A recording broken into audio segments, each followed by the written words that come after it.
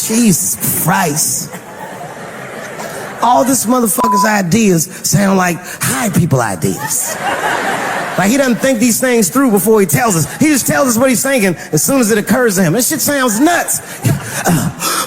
I'm gonna go to China and I'm gonna get those jobs from China and bring them back here to America. For what, nigga? So iPhones can be $9,000? Leave that job in China where it belongs. None of us want to work that hard. What the fuck is he thinking? I want to wear Nikes. I don't want to make them shits. What the fuck are you doing? Stop trying to give us Chinese jobs. I am going to bring back coal. Coal? I'm not even exaggerating. I have never in my life even seen a fucking lump of coal. I honestly don't even know what coal is for. If you're gonna have motherfuckers digging around in the dirt looking for shit, find me some truffles, nigga. That's what I'm about. And these truffle prices are getting out of control. If it gets any worse, I'm gonna be back down to regular butter like everybody else. Terrible, terrible job. This motherfucker hit North Korea with rap battle threats. Fire and fury, like, yo! Yo, what are you doing? It's fucking Korea, man. Kim Jong-un is a scary motherfucker. He might be as crazy as Trump. Some scary shit. And if you one of them naive motherfuckers that thinks that a war with Korea is going to be easy, then you don't play Call of Duty at 3 a.m. like I do. Because that's when the Koreans play. Fucking 8-year-old Korean kid took out my whole goddamn platoon last night.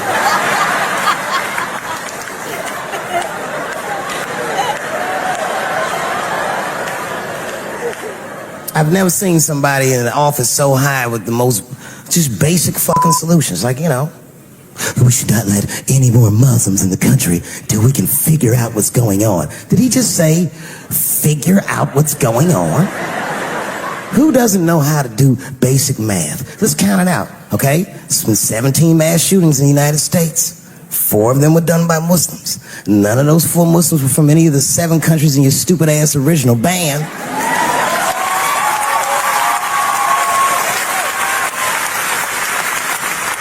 And since he brought it up, the other 13 shootings were done by the Tiki Torch Whites.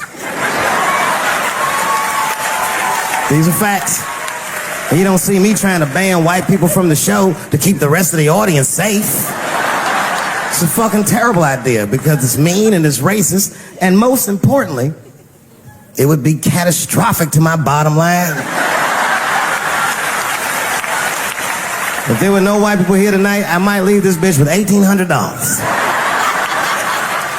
This man needs to realize that we all need each other. And that's why we will never, ever be able to beat China. Because everybody in America is racist, and everybody in China is Chinese. This motherfucker called it all wrong. And don't believe the media either, because as all this shit is happening, the media is trying to make us believe that the extremities amongst us are the norms. We can disagree, that's fine. And most of us are keeping a cool head about this shit. You know what I mean?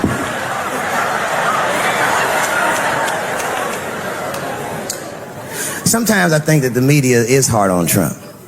Because I'll see shit that they get on him about that doesn't seem bad to me. I mean, a nigga got on Trump about not staying in the White House enough. Who gives a fuck? This motherfucker was rich. Used to shit in a gold toilet. It's true. I don't know if you've ever been to the White House. It looks like a very nice place to work, but I wouldn't want to live in that Scooby-Doo ass house either. That shit's terrifying looking. Imagine you trying to jerk off in the crib and Abraham Lincoln's just looking at you like...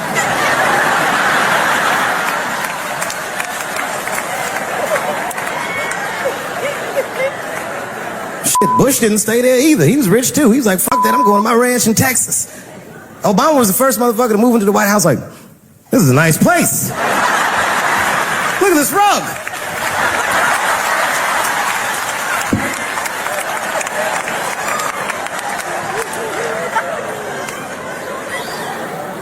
The media got on him about putting Jared Kushner in his cabinet, and I didn't think that that was the worst thing he'd done. I mean, it was still early, and I mean, it's not unprecedented. Kennedy had his brother as attorney general, right? And this motherfucker's a Washington outsider. To be honest with you, I'd probably do the same thing. As a matter of fact, I do. You think I go to a Hollywood meeting with all them white folks by myself? I bring my nigga Mac Mittens from the streets. I don't even know his real name. Everybody just calls him Mac Mittens. But I know he's not qualified to even listen to these meetings, but this motherfucker just makes me feel good. And all the white people look at me like, Dave, do you mind asking your friend Mac Mittens to excuse us so that we can talk business? And I say, fuck that. Anything you say to me, Mac Mittens can hear that shit. And he listened to the whole meeting. And when they done talking, I just look over at Mac Mittens, and if he gives me the signal, meow, meow, I'll sign the papers. It's a gut check. Or how about this one? Remember when it was the day after the election, and the president of Taiwan called Donald Trump to congratulate him? And Donald Trump, you know, of course, took the call and talked to the president of Taiwan. The problem with that was Taiwan doesn't have a president. The United States functions on what they call a one China policy, and Taiwan is a renegade province of said China. And Donald Trump didn't know that and picked up the phone and started yammering away, and the media ate his ass up. And I'm not gonna lie, I was laughing like shit. I was like, oh shit, this dumb motherfucker is in trouble. And then that night I was in bed drifting off to sleep, and then I had to admit it to myself. I was like, I didn't know that shit either.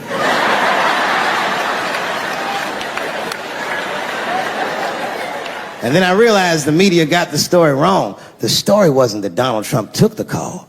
The biggest story is that nobody told Donald Trump not to take the call. That's terrifying. God damn, nigga, you don't have a Mac Mittens on your team?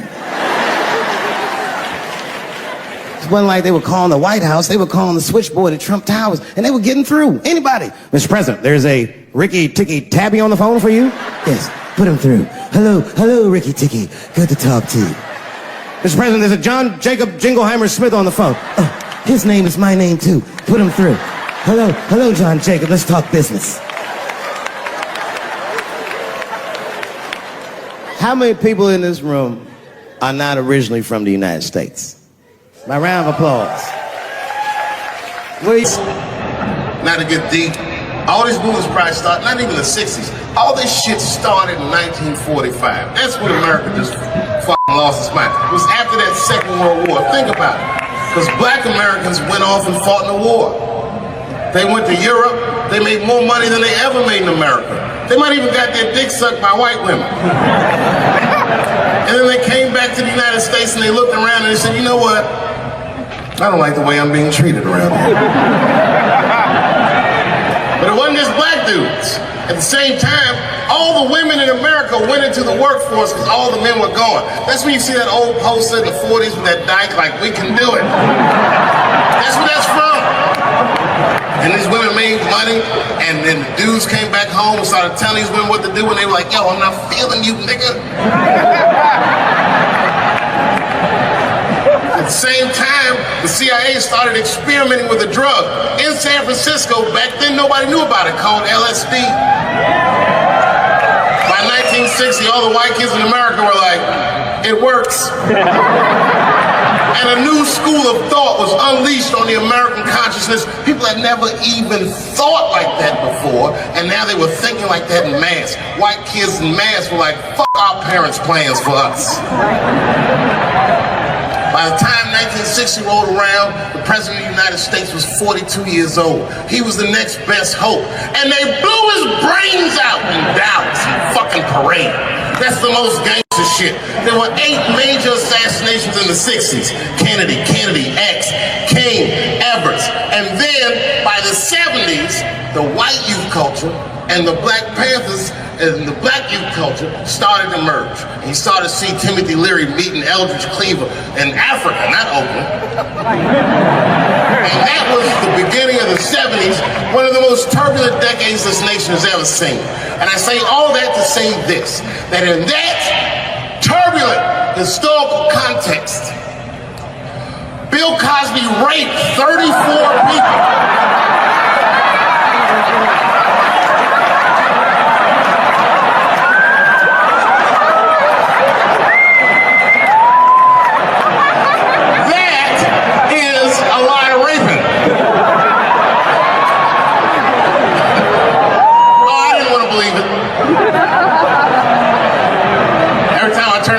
I saw another old woman describing one of these antique rapes.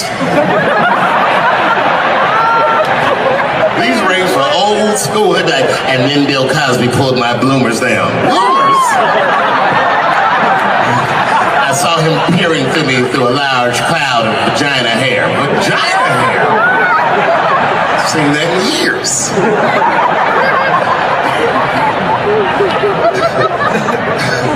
I saw this shit. I said, these people are obviously trying to destroy Dr. Cosby's rich legacy. Right? 34 allegations later, I was still like, man, he probably only raped 13 or 14 of those. Do all that raping. It's like 50 fucking rapes. And don't forget, each one of these rapes have 8 hours of sleep in them. It's like 1,000 hours of rape. Packed into an otherwise busy schedule. Short corporate rapes, that's what I support.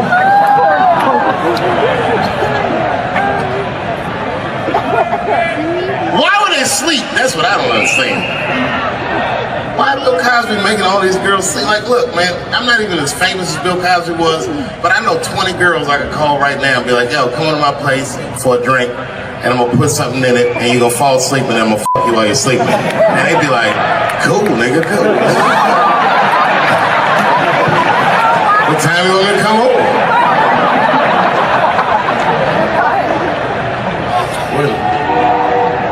Is that a train here, that train? Trains do something to black people. Didn't you feel like running for that train?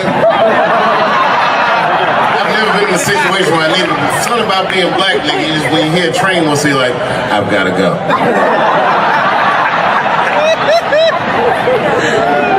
Just want to run away. No, man, for real, it's not comfortable like it used to be. I don't know how transgender people beat black people in the discrimination Olympics. They did. If the cops shot this many trannies, you'd be like, it's a goddamn conspiracy. Right.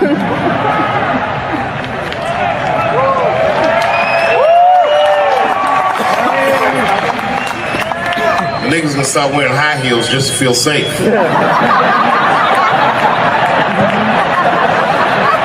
Problem, officer? Was my bag and purse so matched? Is there a problem?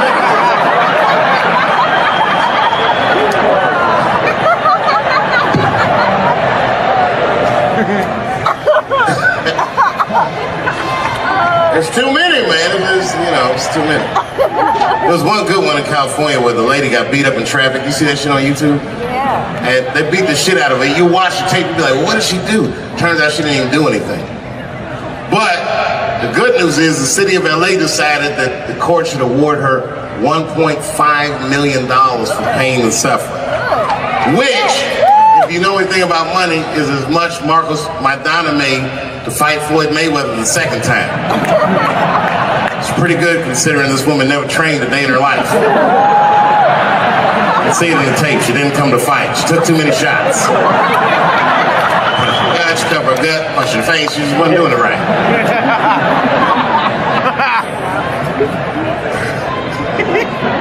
What?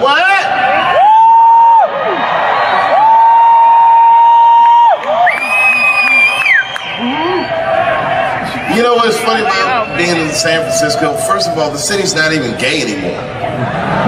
Gay people can't afford to live there. They just visit. Gay people got their money tied up in other shenanigans.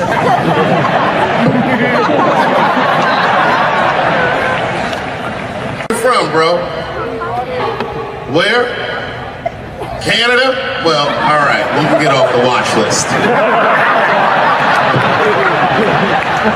You know, America has a racial hot seat, which belongs to black Americans, but I know you sat in it for a while. I can honestly say Arabs and Mexicans sat in that seat. And we, the Black Americans, would like to thank you both for your sacrifice and your struggle. Everybody goes through something, but at least I can leave my backpack someplace. If you leave your backpack, you got 20 minutes to find that shit before they send a robot to blow your luggage up. Don't you remember San Francisco where that motherfucking tiger jumped out of the cage and bit those people up? And San Francisco is so gay, the whole city blamed the tiger.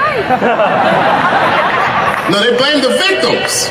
They didn't even say shit about the tiger. They said these people were teasing that tiger. That's irrelevant.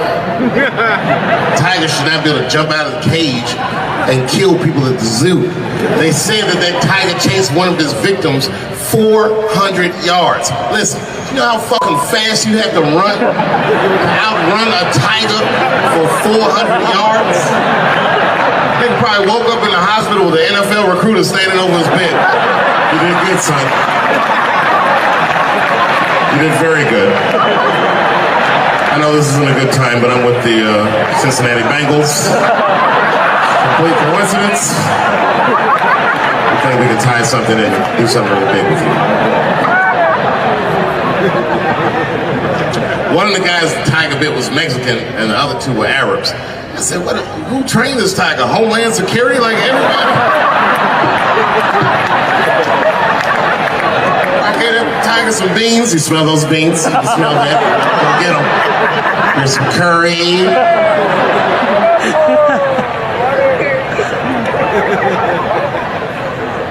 I see a lot of Indians in San Francisco. I always wanted to be in a Bollywood movie.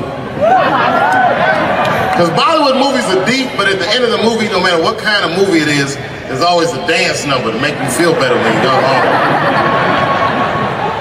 Even if it's Precious.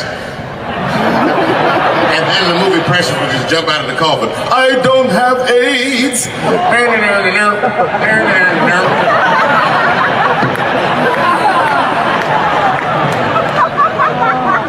You ever see Precious? Boy, that was a sad movie. Yeah, that was tough. If you haven't seen it, you know all the statistics of living in urban life in America.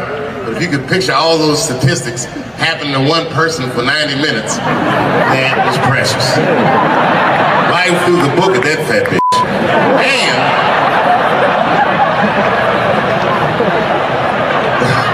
the music haunted me.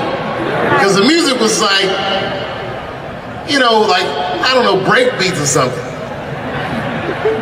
If they had Eddie Vedder do the score for Precious, I'd have killed myself in the movie theater. They had some of that, like, Smashing Pumpkins. Precious was morbidly obese. She couldn't read good. She was a victim of incest, and the baby had Down syndrome. Still the first verse, nigga. You gotta see the movie.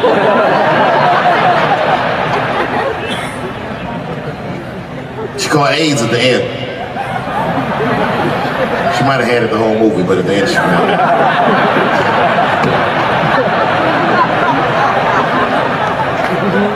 That's one way to lose weight, you know. Movie. Precious is a fictitious character. I'm sorry. It's a fucked up movie. It was a fucked up movie. I got scared when I went to see Straight Outta Compton and Eazy-E caught AIDS at the end. That shit freaked me out. Because I didn't know you could get AIDS from firing your manager.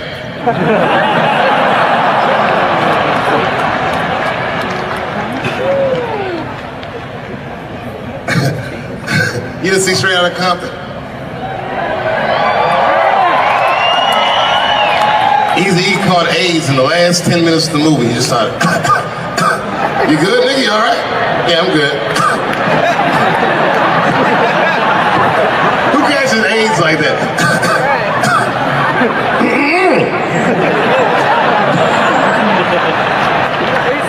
AIDS does not sound like that. It's a racking cough. And the AIDS weird that a disease came out of nowhere in the 80s. that doesn't kill anybody but niggas, fags, and junkies? What kind of disease hates everybody that old white people hate? I think the government hid that shit in disco balls. Only fun people get AIDS. You never see that guy. I think I'm gonna stay home and read a book. And like nigga say, I think I'm gonna stay home and cook for myself. Yeah,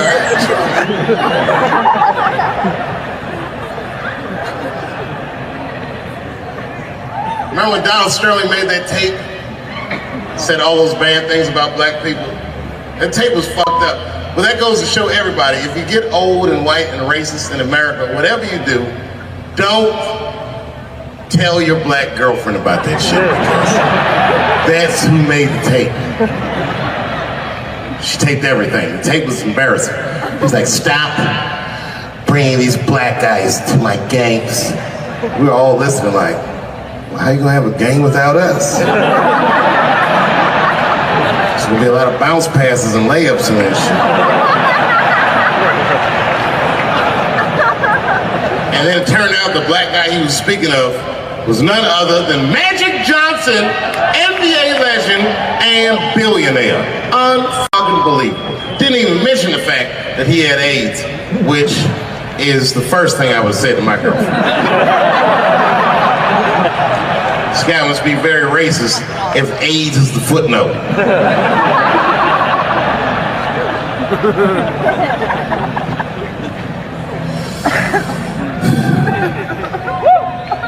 How many of y'all work for Google? Nobody?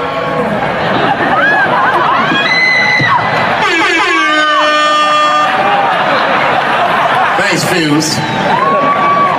That air horn always pushes a joke through. You ever do something regular, but if you do it with the air horn, it sounds better. Like once I pulled my dick out at a New Year's Eve party.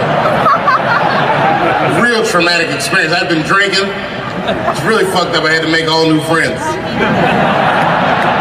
I did it on the 10 count. Them motherfuckers was like, 6, 5. And I was saying to myself, what if I pulled my dick out? They said 3, and then I looked down and said, oh no, it's out!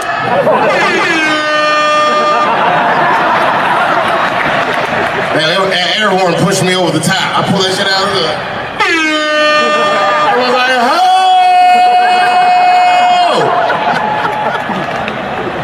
Man, when that nigga pulled his dick out, that really set the party off.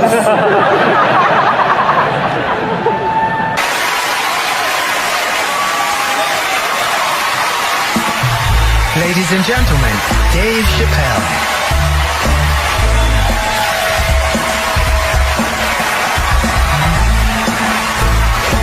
Thank you. Oh boy, I'm very nervous. No pressure.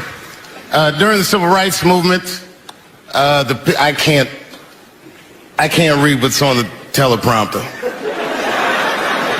Some about black America and white America.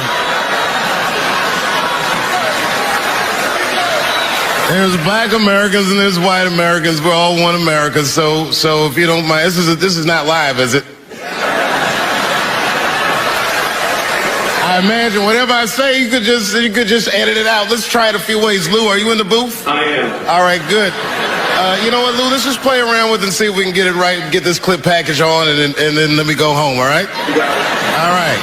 Ready. All right. Count me in. 5, 4, 3, 2, 1. Wu-Tang. I'm just with you, Lou. Let's do it again. We're gonna do it again. We'll get it right. Here we go, Dave. 5, 4, 3, 2. You know, when I was a comedian starting out in Washington, D.C., right here in this city, 1988, I'll never forget this. It was a comedy club owner that banned profanity from his comedy club. He said it offended his audience, and this was a cause of major concern for all the comedians in the circuit. And we all called a meeting, and we had the owners come, and it was the club owners, and it was the comedians. It was the classic labor dispute.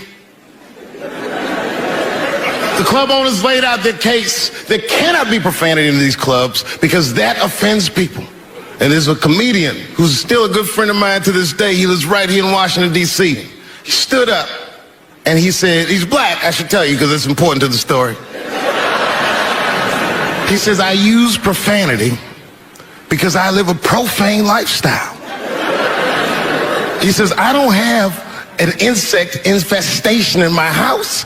I have roaches.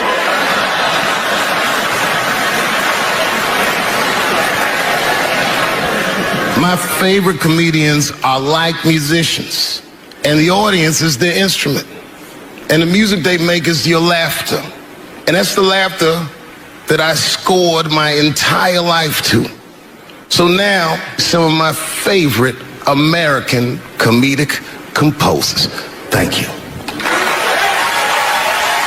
When I lose my job, I lose my man. Treats me like a dog. He called me a dog. Yes, he did. What did he call me? An old dog. Sometimes I wished I was a dog and he was a tree. When you stop and think, football's a fair sport for my people. Only sport in the world a Negro can chase a white man and 40,000 people stand up and cheer. See, in my neighborhood, the kids have a kind of a dubious reaction to that whole Santa Claus concept. They just don't believe that a white man will ride a reindeer through Harlem after midnight. In truth, white friends, it's you that all look alike. But look at the black people around you. We all different colors. Black walnut, burnt elk, almond, chocolate mocha, pecan, vanilla, yellow, mellow, light, bright, and damn near white. We come from the first people on the earth. You know, the first people on the earth were black people. We the first people had thought, right? We was the first one to say, where am I? And how do you get to Detroit? I think maybe like 30 years ago, there was a woman that wanted to sing, and a black lady that sang opera that wanted to sing. What was her name? Mary Anderson. And this place was like segregated and they couldn't sing here. And here we are, like not even 50 years later, a 22-year-old black man on stage getting paid to hold his. God bless America. I gotta go now. Y'all take it easy. Bye-bye.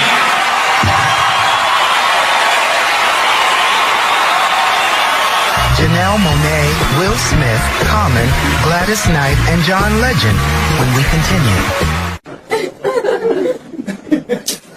Yeah, man. You ladies are right. To be honest with you, your lives look terrifying to me. They do, man. I know nothing about being a woman, but I know fear. Yo, I used to live in New York when I was 17, and I couldn't even pay my bills. You know what I did to make money? I used to do shows for drug dealers that wanted to clean their money up. One time I did a real good set, and these motherfuckers called me in the back room. They gave me $25,000 in cash. It's probably 18, 19 years old. I was scared.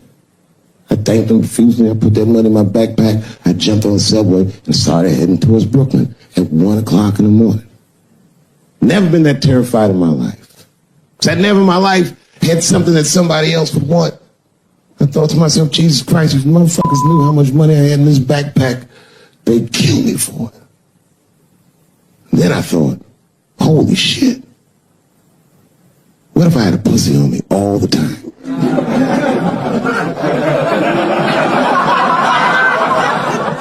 That's what women are dealing with. I'm gonna tell you right now.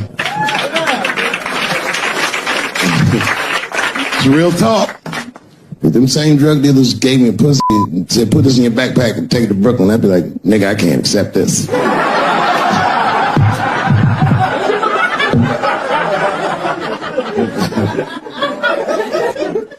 I empathize, man, you know. Everybody gets mad because I say these jokes. But you understand that this is the best time to say them. More now than ever. And I know there's some comedians in the back. Motherfucker, you have a responsibility to speak recklessly. Otherwise. New York Times said that Louis C.K. jizzed on his own stomach. You know, I've busted a lot of nuts in my day. None of them were newsworthy. Shit was really gross, because they didn't just say it like I said it. They didn't just say jizz on the stomach. They said it in that fucking Pulitzer Prize winning style that the New York Times has. It was very descriptive, like, you know what I mean?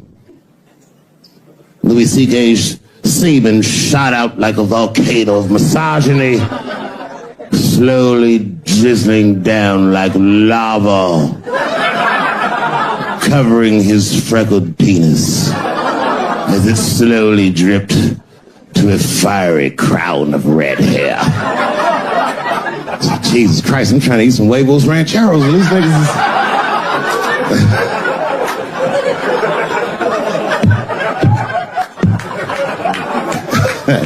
And you know the tough part, being a comedian, knowing the motherfuckers, everybody comes up to me like, did you know?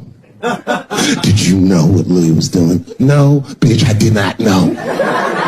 The fuck you think we talk about at the comedy club? Hey nigga, how was the weekend? Great, man. I was just jerking off in faces and coming on my own stomach, having a good time. You know how this business is. No, I didn't know. They act like we sit around like Grease. Tell me more, tell me more. Dixie, put up a fight. Dun dun dun dun dun dun dun dun dun dun.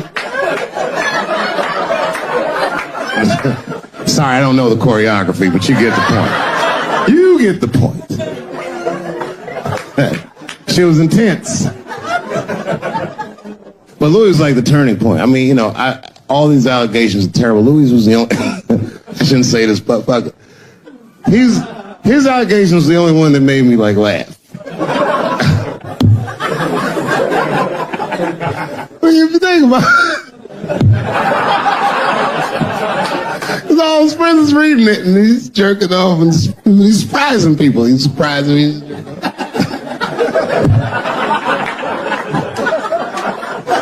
I just picture all the comics in comedy just reading it like, what?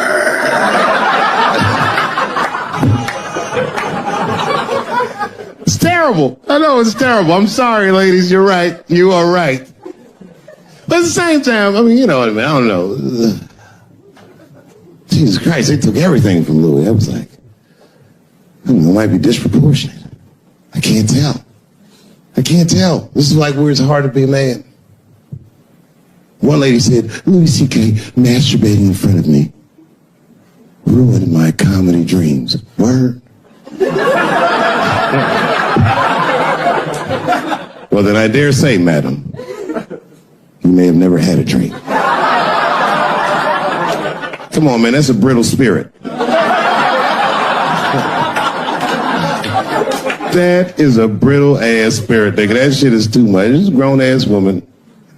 You know what this shit is like? It's like COINTELPRO. You know what that is? It's a program that the FBI had under J. Edgar Hoover. In this program, one of the many things they did was they would track the sexual habits of anyone they considered an enemy of the state. It was a live button. That's why they got all these fucking sex tapes with Martin Luther King fucking bitches. But lucky for us, he actually had a dream. You think if Louis C.K. jerked off in front of Dr. King, he'd be like, I can't continue this movement. I'm sorry, but the freedom of black people must be stopped. I didn't know this nigga was gonna pull his dick out and jerk off like this. I just thought we were gonna get a couple of drinks and chill. Show business is just harder than that. Them women sounded like, I hate to say it, they sound weak. I know it sounds fucked up, I'm not supposed to say that, but one of these ladies was like, Louis C.K. was masturbating while I was on the phone with him. Bitch, you don't know how to hang up a phone?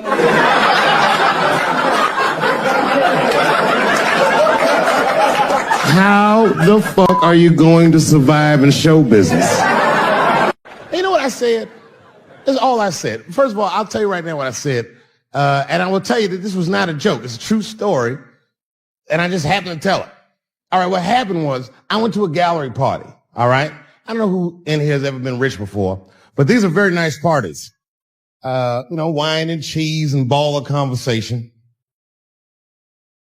And there was a few eccentric types, one of which was a very wealthy man that happened to be wearing a dress. I don't know what you call him, man. This is a tranny or drag queen, perhaps. Whatever it was definitely a man. And this man was definitely on drugs. I don't know what kind of drugs he's on, but I knew he had too much. He didn't look good. It's like this. It's like, he looked sick. And all his friends were standing around him, concerned, trying to revive him. I don't know whether it looked like some kind of gay CPR. There was fanning and shit.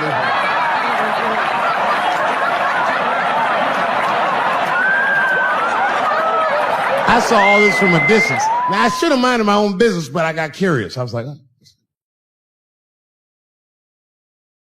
I went over there. All I said, excuse me, gentlemen, is he okay? And then they looked at me like I was evil. She is fine. I said, word? Oh. I'm sorry, I didn't know this is what we were doing. Here's my thing. I would support anybody's right to be whoever they feel like they are inside. I'm your ally in that. However, my question is, to what degree do I have to participate in your self-image? Is it fair that I have to change my whole pronoun game up for this motherfucker? That doesn't make sense. Seriously. If I put on an Argyle sweater and I'm like, hey, everybody, I feel like a white guy in this sweater and I want some goddamn respect and a bank loan. That's not going to work. Give a fuck how I feel. Why should I give a fuck how you feel? Nigger is a pronoun. But there was no time for philosophical debate. This was an emergency situation. I said, fine. Sorry, guys. I was just worried because she looks terrible. She just fell off the bench. Appears that her dick is popping out of her dress. You mind if I call an ambulance, champ? I'd rather not be at a party where a tranny ODs. There's too many questions to answer.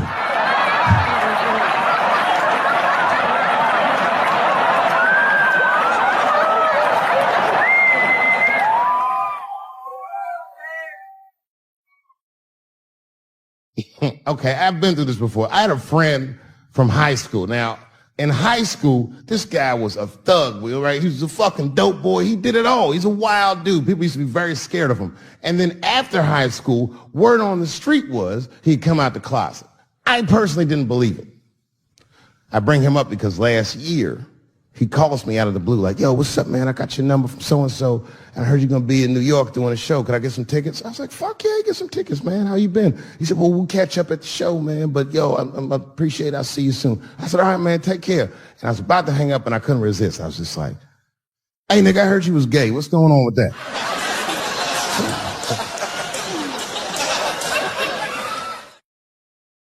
And I wish I didn't ask. Because he sounded like he was dying to talk about that shit. And he had a long story about it. And it's not that I didn't care, but I was, I don't like talking on the phone. I was watching TV at the same time. So I just wasn't really paying attention like I should. But I was trying to sound supportive. I didn't really know what to say. So I just like mumbling shit throughout this conversation. I was just like, nigga, you gay, man. You just gay.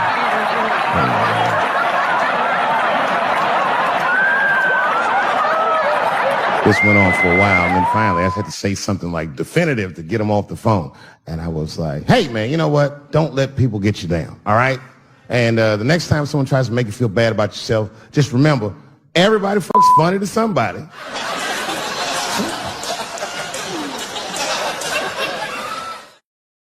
He didn't like that shit. He's like, what the fuck does that mean? I said, huh?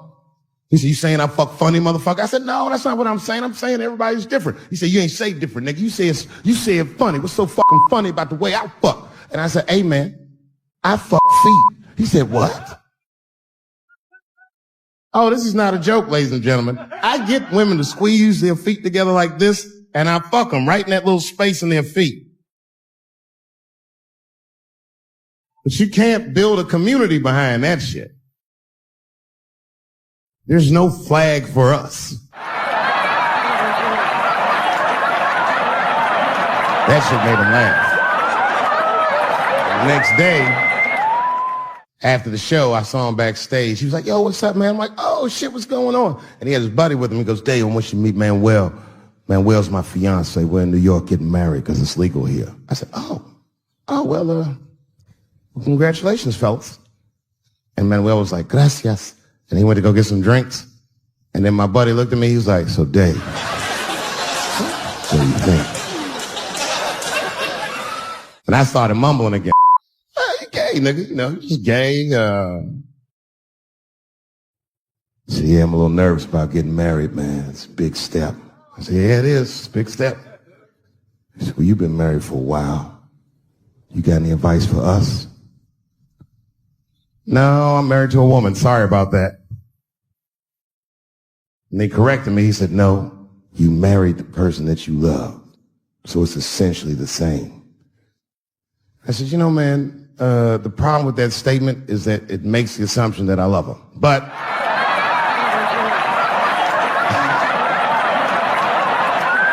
that's lighting the fuck up. Of course I love my wife. She laughs at this shit. As a matter of fact, she eats and spends this shit. You know what I told him? I told him, I said, you know what you should do, man? First of all, you shouldn't do it. I'm talking about being legally married. It's not that you're gay as much as just legal marriage is a fucking diabolical leverage game in the United States. I'm just being honest. Devoid of religious significance or the idea of love, marriage is nothing but an awful contract that you shouldn't sign. I'm just being real. Because you start out loving each other, and then like 2 years later, you're just building a case against one another for a hypothetical court date that may or may not ever happen. You throw being gay on top of that, that shit is explosive. Like I said, Ray Rice shit. Okay, right after Ray Rice went through all that shit, I was at a party and I met this kid, Michael Sams. You know Michael Sams? Very nice guy. He's the first openly gay NFL player. And Mike's a very nice guy, very brave guy. But when I met him, I couldn't help but thinking, now what's going to happen when Michael Sams beats his wife up in the elevator? Is that domestic violence or is that just two niggas working shit out in the elevator? You know what I mean?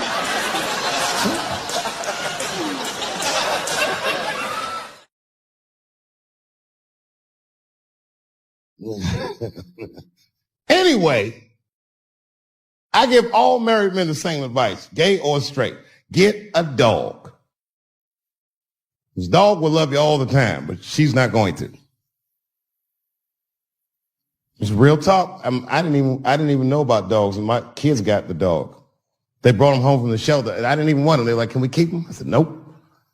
I said, where did you even get this dog? They're like, we got him from the shelter. I was like, ugh. Probably something wrong with him. You can't keep him. And then my kids started crying and screaming like the dog had gambling debts. Please, Dad, if you don't let us keep him, they're going to kill him. I was like, oh. All right, you can keep him.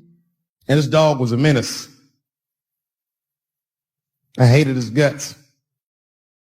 Then one night I smoked a bunch of weed and I was eating a sandwich. And Baba came over. Baba's the dog. He came over and was staring at me. This will make you very uncomfortable if he's just looking at you. I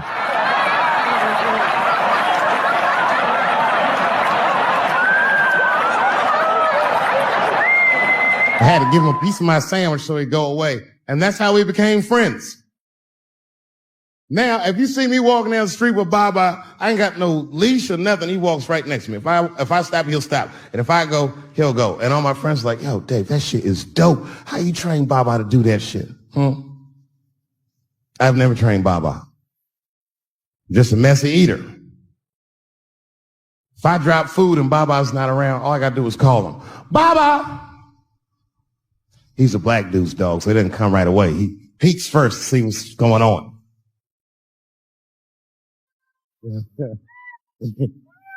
I gotta tap my foot so he can see the food. Over here, little buddy. And he's like, thanks, Dave. And he'll come get it and run off. My wife's friend, Stuart, told me that. My wife has a lot of gay friends. Stuart's their leader. She has a lot of gay friends. And I don't like them. Not because they're gay. I'm just judging them on the merits of their character. They're just not nice dudes. They're rude house guests. They're sitting on my couch, giggling with my wife, eating my mother macaroons. And I come in, they act like the party's over. Hey, Stuart, what's going on? This guy talks to me the way a cat would speak if a cat could talk. Hi, David. You always want to have some kind of gay political argument. The last one was about a petition in federal court to take the words husband and wife out of the law. I said, well, why would you want those words out the law? He said, because it discriminates against same-sex couples. I was like, niggas, please save me the semantics. Just trust me. Take your chips and get the fuck out of the casino. You're about to crap out. Go outside, talk that over amongst yourselves, and whichever one of you is gayer, that's the wife. I've never seen somebody in an office so high with the most just basic fucking solutions. We should not let any more Muslims in the country till we can figure out what's going on. Did he just say, figure out what's going on? Who doesn't know how to do basic math? Let's count it out. There's been 17 mass shootings in the United States. 4 of them were done by Muslims. None of those 4 Muslims were from any of the 7 countries in your stupid ass original band. The other 13 shootings were done by the Tiki Torch whites.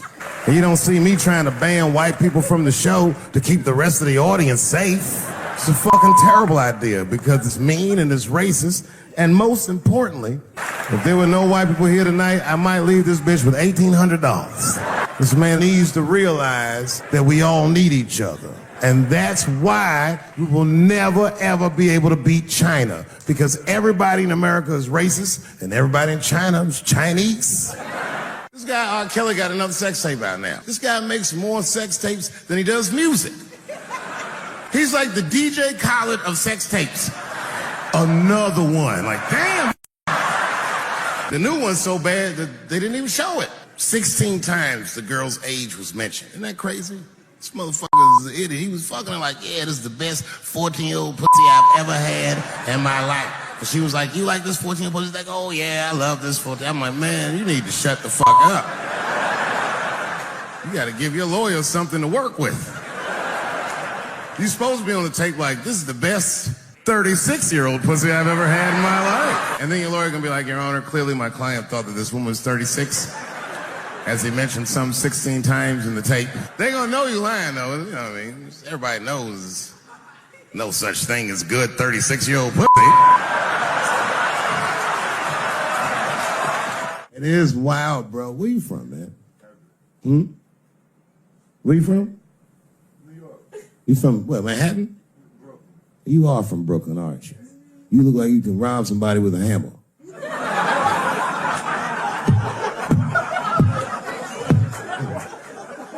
Brooklyn niggas rob you with shit they find around the house. I just got stabbed with a toothbrush. This nigga must be from Brooklyn. I'm fucking around. I think, okay, again, of all those letters, the T has the toughest road ahead. In fact, I think the T should stand for tough road ahead. They've got the longest mental gap to bridge. That's all I'm saying. Because, you know, whenever I see one of them T's on the street, I don't mind them, but I'll be like, man, I miss Bruce. I'm sorry, guys. I'm 42. I remember Bruce Jenner.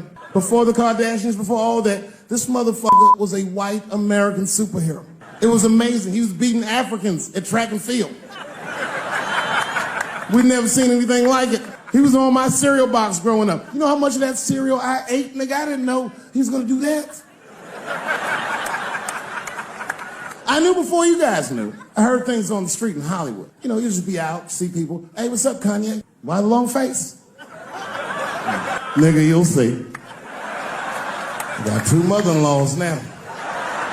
There was a big dance coming up in the middle school. I was 12 years old. I said, Dad, can I go to the dance? He said, of course you can go to the dance. I want you to get out and meet some more kids. I said, great. It costs $3 to get in. And my dad said, ooh, sorry, son, I don't have it. I was like, what the fuck? You don't have $3? Well, then how are we alive, Dad? Dad said, if you want to go to the dance bad enough, I'll tell you what, there's some money in the change jar, get the money from there. I was 12 years old. That's what I did. I showed up to the dance early. There's a long line of kids waiting behind me while I'm at the door trying to count out 300 pennies to get inside. I will never forget this shit as long as I fucking live.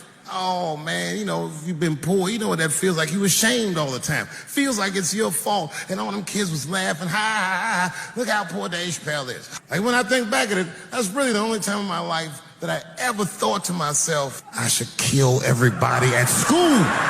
No, this is what I mean. Okay, look. Okay, you're an Asian dude. No, I say this with no disrespect, but we're all Americans, right? And we can agree that America has a huge body count all over the world, but nowhere more than Asia. Literally, if you look at history, recently, we have bombed the masculinity out of an entire continent. We dropped 2 atomic bombs on fucking Japan, and they've been drawing Hello Kitty and shit ever since. There's a lot of lady boys in the wake of our bombs, and I know these things because my wife is Asian. She's Filipino. All right, well, okay, so that explains it. Now you know why you see me at all those Filipino events. I'm not there picking up pussy, I'm dropping some off.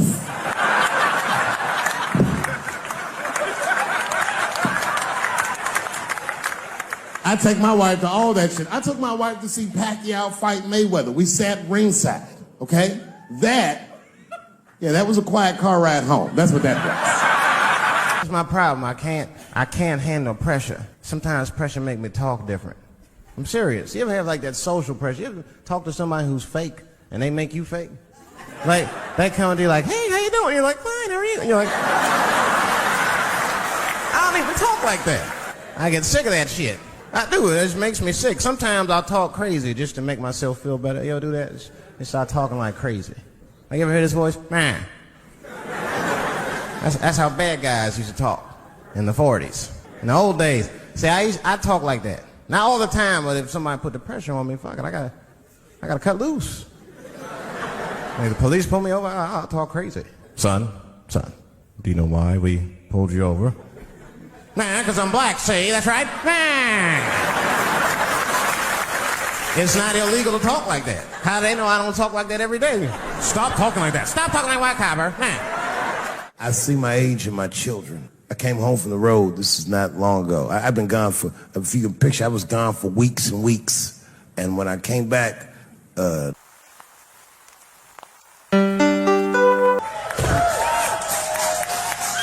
like your city. It's beautiful. Tolerant place. I didn't see much. I haven't seen my friend call me. He was like, Dave, having fun in Frisco? Hell yeah. Seen the sights? No. You want to go see Alcatraz? What kind of nigga in his right mind wants to visit a prison for recreation? I got friends in jail I don't visit. I don't deal with jails. Don't deal with jails, and I don't deal with police. My house got robbed in New York. I didn't even call the police. I wanted to, but I couldn't. My crib is too nice. It's not that it's too nice, but it's too nice for me. You know how the police are in New York. As soon as I open the door, they'll be like, oh, he's still here. Open and shut case, Johnson. Apparently, this black guy broke in and hung up pictures of his family everywhere. Never seen anything like it. Don't deal with them, man. I had to bail a friend of mine out of jail one time. You know, that was horrible. I was scared. I had to walk right into the belly of the beast. I tried to look as non-threatening as possible. Hi. I'm here to bail out my buddy. Oh, okay. Well, while you're here, you do fit a description. If you'll walk this way, we can process you. How they always get us. It's fitting those damn descriptions. Now, I could be bitter and blame all the police, but no. I'll tell you who I blame. It's those sketch artists. They keep drawing the same brother over and over again. Who is this generic man we all look like? I want to know what they say when it's us. You know what I mean? They'd be in that room like, did you get a look? Did you see the guy that tried to rob you? Yes! Yes, I did! He's about 6 feet tall, I'd say. 6 feet tall? Yes. He had his hat on backwards, too. Good. That's good stuff, hat. was on backwards. Yes. He was black? Okay, big lips, big nose, hanging out. Say no more, sir. I'll draw him from memory. You know, let me get my stencil. I think we can trace this guy and save some time. They get on the radio, calling out cars, calling out cars. Be on the lookout for a black male between 4'7" and 6'8". Between 120 and 380 pounds. He's wearing Nikes. Get this man! Criminals are insane. I don't even know why people do crime. They want to catch you, they're going to catch you. They can. They got forensics. You ever seen forensics? Those guys find clues nobody else thinks about looking for. I mean it. You leave a pubic hair anywhere near a crime scene, they're going to find that. What the hell is this? Back up!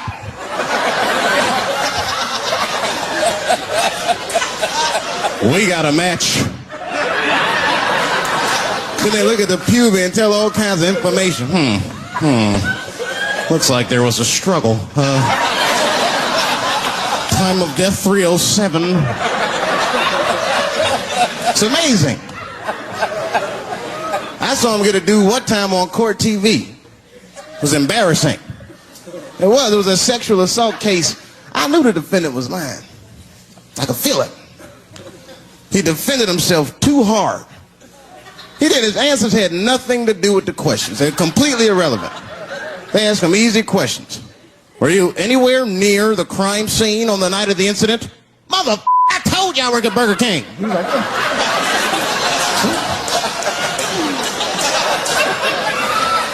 that went on for hours.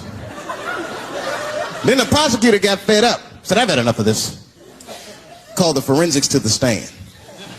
Forensics was like, Your Honor, we are prepared to testify that we found the defendant's semen under the stove. I said, God damn. That's worse than fingerprints. You know, they find your semen, you've been there at least a minute. But that's what I want to know. Under the stove? You find semen like that? Or do you look for it? Like, do they walk onto a crime scene like, this place is a mess? Check it for semen. Or do they just like walk in and slip? Oh my God. What the hell was that? Semen. They find it on every crime scene. It's like, what are burglars doing? We got the stuff. Let's get out of here. Wait a minute. I want to leave my calling card. The semen bandit has struck again. I don't understand nothing anymore. I don't. I watched TV the other day. Now tell me, maybe it's just me. Maybe I'm crazy. Is it me? Is it me, or do commercials have nothing to do with the products anymore?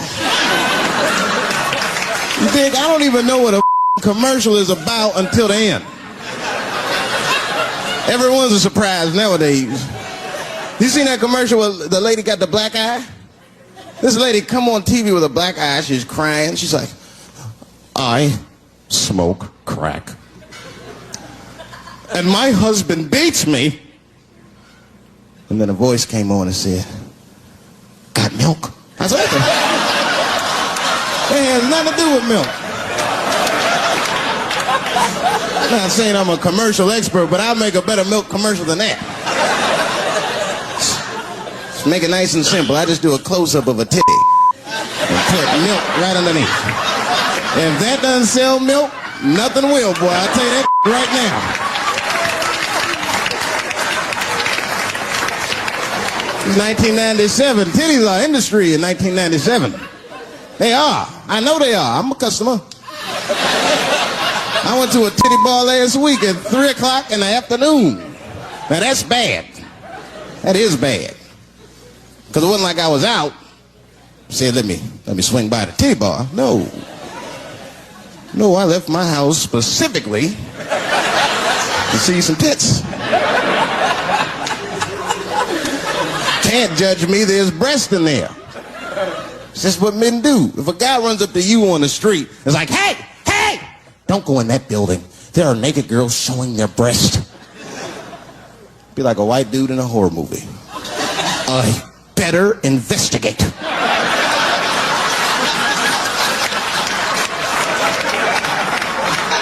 I'm going to want to see for myself. Titty bar's a weird place. I'm not saying it's a good place to hang out. I go there every once and then. But it's a weird place. They got weird morality. One time I walked in titty bars, all these guys coming in, right? Out of all these dudes, the bouncer picked me out the crowd, started yelling at me. Hey, buddy. Sir, you want to take your hat off? Huh? It's disrespectful to the ladies. Yeah, I can shove a 20 up her ass, but I better not have a hat on when I do it. Oh, sorry about that, buddy. Here you go, Bubbles. Forgive me for the hat thing.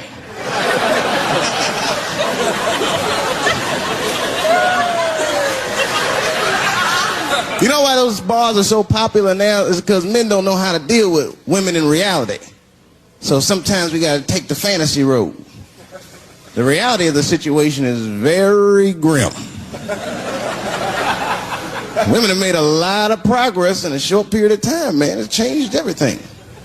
Can't deal in relationships anymore. I broke up with my girl. I'm out of Shawshank. I'm free. I don't want to go back. Couldn't even argue with her. You should be able to argue. If you have an issue in a relationship, you should be able to argue that issue out, right? But see, ladies, you got to stick to the issue. You guys take arguments everywhere just to win them. That's why nothing ever gets done. You be arguing about the dishes. Baby, could you wash your dish at least before you put it in the sink? Premature ejaculator? Damn it. You know, why you got to bring that up? I don't even believe in that. I don't. If I man, it was right on time. That's the way I see it. And as far as I'm concerned, I can't fast enough. I'm sick of being vilified all the time. David, how could you? How could you? I was. Well, what were you trying to do, huh? Well, I beat you. You gotta work on your time, baby. I'm down to 1:20. You're mad at me because I have different goals and sex. I'm a speed. Just trying to hit my best time. It's like the Olympics. And now for the dismount.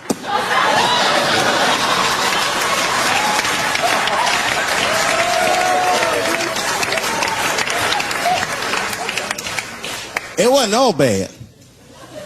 It's never all bad. You won't stay if it's all bad. Well, that's not true, but I wouldn't. We had fun. We used to watch porn together. That's how cool she was. You know, it seems nasty, but it was fun. We learned about each other. She learned about me. One time we was watching porn. I'll never forget this time. The first scene in this movie was hardcore. 2 guys, 1 girl going at it. I fast forwarded right through that. I mean, it was too much for my senses.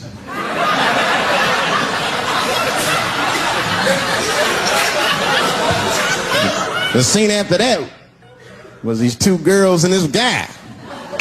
And you know, I stopped for a minute. I had to see what this was all about. And she noticed. She said, what is that? Now, why does that disgust you? 2 men and 1 woman. The men aren't touching each other, but the women are. The 2 women, those men touch each other. The 2 men don't touch each other. Why is that nasty to men? And I'll tell you why.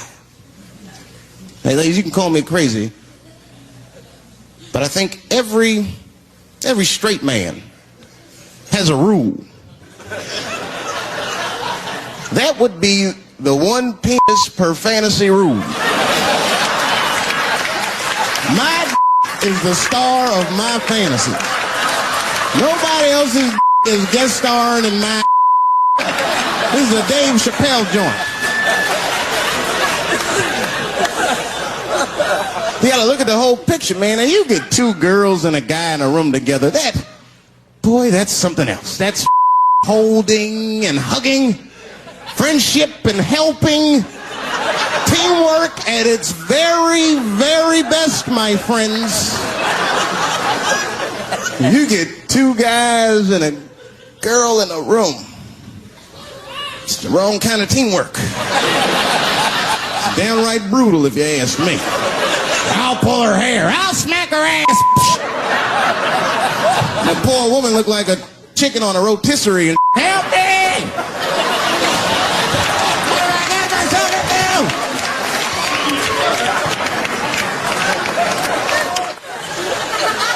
My life. It's too much there to stress you out. This whole world's just drug infested, hate infested, drug infested world. Hate drugs.